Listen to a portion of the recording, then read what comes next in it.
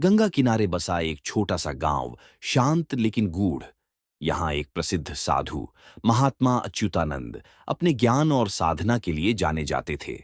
दूर दूर से लोग उनके दर्शन करने आते, उनके प्रवचनों में जीवन की गूढ़ बातें समझते।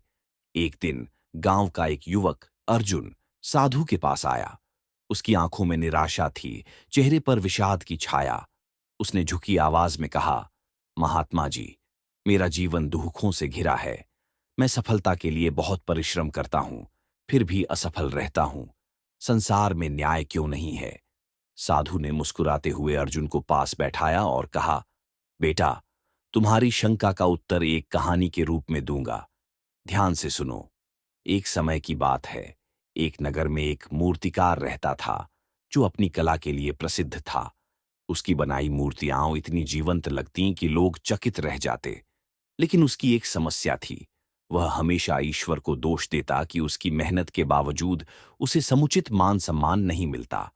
एक दिन एक साधु उसके पास आए और बोले, तुम्हारी मूर्तियां बहुत सुंदर हैं, लेकिन क्या तुम मुझे एक ऐसी मूर्ति बना सकते हो जो सजीव लगे, जिसे देख कोई यह न कह सके कि यह पत्थर की बनी है? मूर्तिकार चुनौती स्वीकार कर काम में लग गया। महीनों की मेहनत के बाद उसने एक अद्भुत मूर्ति बनाई। जब वह साधु के पास पहुंचा तो साधु ने मुस्कुराकर पूछा, अब बताओ, ये मूर्ति जीवंत क्यों नहीं हो सकती? मूर्तिकार चौंका और बोला, क्योंकि यह पत्थर की बनी है, यह कितनी भी सुंदर हो, जीवंत नहीं हो सकती। साधु ने कहा, बिल्कुल सही।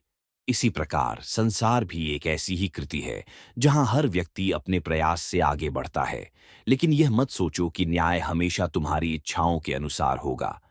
जीवन में हर अनुभव, हर कठिनाई तुम्हें सिखाने के लिए आती है।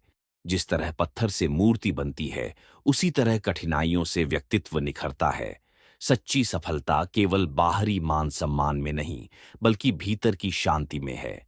अर्जुन की आंखों में एक नई रोशनी थी।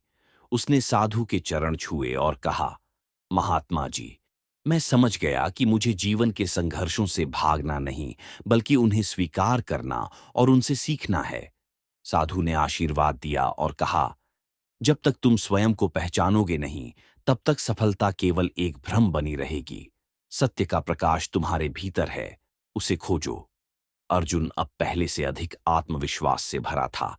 उसने निश्चय किया कि अब वह हार नहीं मानेगा, बल्कि हर असफलता को एक सीख की तरह अपनाएगा।